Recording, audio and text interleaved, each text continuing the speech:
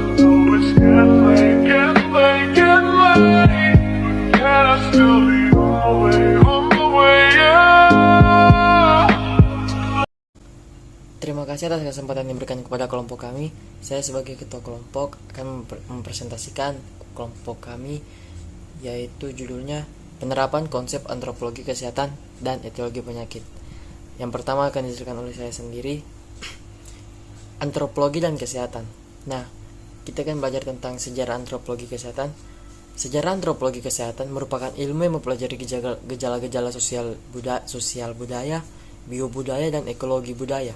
Nah, dari kesehatan dan kesakitan yang dilihat dari segi-segi fisik, jiwa, dan sosial, serta perawatannya masing-masing, dan diinteraksi antara ketiga segi ini. Nah, dalam kehidupan masyarakat, baik pada tingkat individual maupun tingkat kelompok sosial keseluruhannya. Nah, selanjutnya tentang antropologi. Menurut asal kata antropologi berasal dari kata Yunani, yaitu anthropos yang berarti manusia atau orang, dan logos yang berarti wacana. Nah, dalam pengertian bernalar yaitu atau berakal, antropologi mempelajari manusia sebagai makhluk biologis sekaligus makhluk sosial. Nah, kesehatan. Kesehatan adalah keadaan sejahtera dari badan, jiwa, dan sosial yang memungkinkan setiap orang hidup produktif secara sosial dan ekonomis. Selanjutnya mengenai tentang antropologi kesehatan. Antropologi kesehatan adalah studi tentang pengaruh unsur-unsur budaya terhadap penghayatan masyarakat tentang penyakit dan kesehatan. Selanjutnya mengenai tentang peranan ilmu antropologi dalam bidang kesehatan. Nah, peranan ini yang bertujuan memperbaiki derajat kesehatan melalui pemahaman yang lebih luas tentang hubungan antara gejala bio, sosio, budaya dengan kesehatan. Nah, serta melalui perubahan tingkah laku sehat ke arah yang diyakini akan meningkatkan kesehatan yang lebih baik.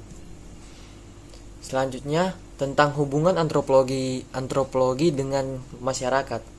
Antropologi mempunyai hubungan dengan ilmu-ilmu sosial lainnya seperti psikologi, sosiologi, karena antropologi adalah salah satu cabang ilmu sosial yang mempelajari tentang budaya masyarakat suatu etnis tertentu.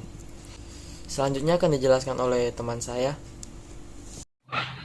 Baiklah, terima kasih atas kesempatan yang diberikan kepada saya. Di sini saya akan melanjutkan materi dari Saudara Hebri, yaitu kegunaan antropologi kesehatan. Antropologi mempunyai pandangan pentingnya sebagai pendekatan budaya.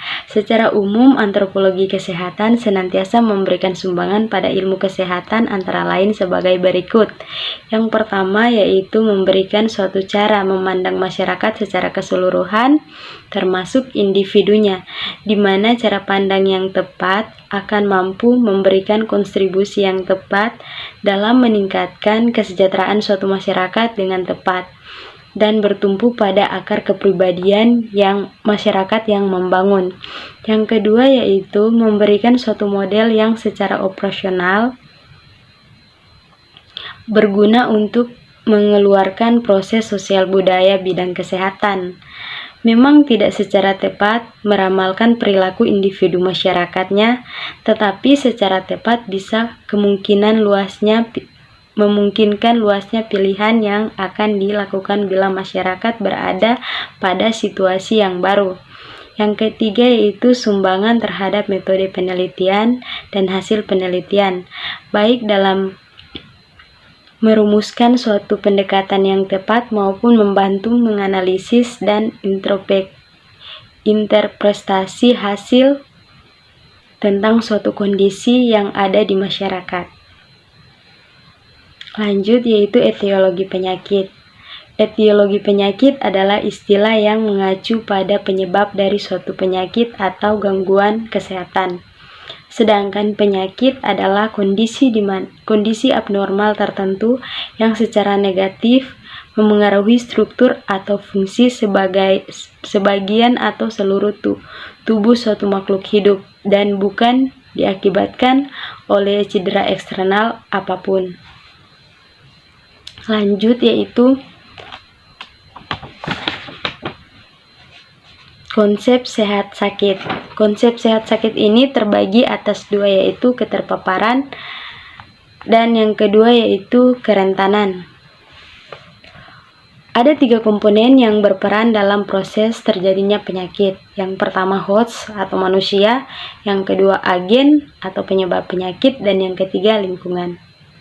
Demikianlah presentasi saya kali ini, dan presentasi selanjutnya akan dibawakan oleh Saudara Dewi.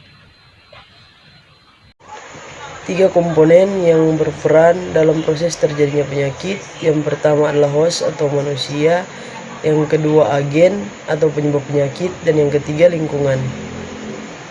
Faktor host yaitu usia, seks, ras, sosial ekonomi, genetik, nutrisi, status perkawinan, riwayat penyakit, gaya hidup, dan imunitas. Faktor agen yaitu pertama biologis berupa bakteri, virus, protozoa, dan jamur. Yang kedua kimia berupa obat-obatan, pestisida, food aditif, dan limbah industri. Yang ketiga nutrisi berupa KH, lemak, protein, vitamin, dan air. Yang keempat mekanik berupa gesekan, benturan, dan pukulan. Yang kelima fisik berupa panas, radiasi, kelembapan, dingin, dan tekanan. Fase rentan atau susceptibility. Faktor penyebab penyakit belum menimbulkan penyakit, namun sudah meletakkan dasar bagi berkembangnya penyakit. Faktor penyebab atau faktor risiko yang dapat diubah dan tidak dapat diubah.